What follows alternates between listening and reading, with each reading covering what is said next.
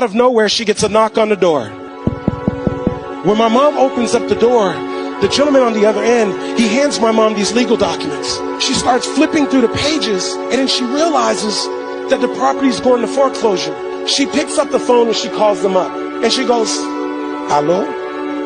Oui, this is Marie.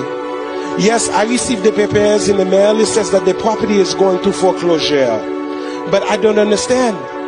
Every month I pay the landlord on time. Every month I pay him. I don't understand why the property is going through foreclosure." The lady on the line could tell that my mom sincerely did not understand what was going on. She said, "Oh, Marie, even though you've been paying the landlord money every single month on time, the landlord has a mortgage. The mortgage is attached to the property. Because of that, the bank has the right to foreclose. And so, ma'am, the property is going to go to foreclosure." And so my mom asked her, "Do you think that maybe I can go to the foreclosure sale? Whoever buys the property, I will be a good tenant for them. I will stay in the property. I will pay them the rent. Please, do you think that they will let me stay?" And you know what the lady told my mom? She said, "Ma'am, it's not even worth you showing up. Whoever buys that property is not going to want to keep your little restaurant in there." So my mom is devastated. She's like, "This is how I take care of my two boys. I got all my life savings into this property." And so about 2 weeks later, my mom says, "You know what? I know that sometimes you don't just have to listen to what people tell you." My mom shows up to the foreclosure sale. She's expecting a room full of investors. But to her surprise, there's only two people there: the auctioneer and the representative from the bank. Now, before my mom could realize what's going on, the auctioneer steps up to the podium and says, "Ladies and gentlemen, we're about to start the bidding process on 540 West Atlantic Avenue.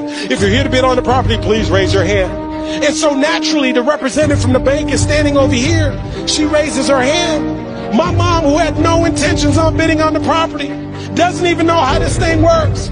My mom decided to take an act of faith and raise her hand. The auctioneer said, "Very well, we're going to start the bidding process at 30,000. Can I get a 30,000? The representative from the bank is standing here, says 30,000. My mom's still in the game. No money.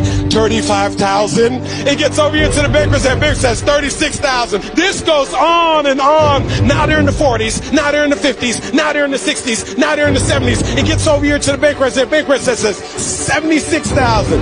Now my mom's like, "I might as well have some fun.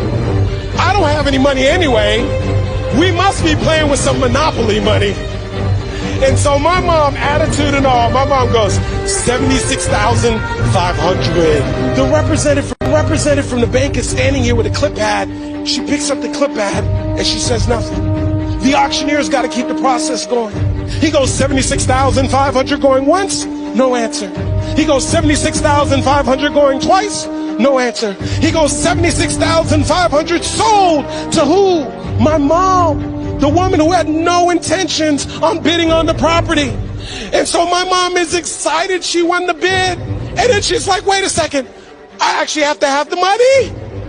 And so they told her, "You got 30 days to come up with the money." And so my mom would go home. She'd pull out a notepad and she'd start writing down the names of all of her friends and all of her family members, one by one. And she would call them up and tell them the story. Some would lend her 1,000.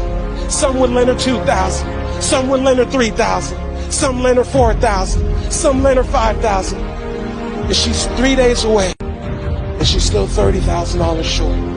My mom's thinking, maybe this isn't meant to be. And then her telephone rings. And it's her friend Yvonne's. And when her friend calls her up, my mom says, "Yvonne, no, it's too late. I have 3 days. I still need $30,000. Yvonne said, "No, Marie, listen. I know you've been calling us. But me and my husband, we've been saving up money to buy a house. We heard you call us. We heard the voicemails. Right now, we've saved up $30,000.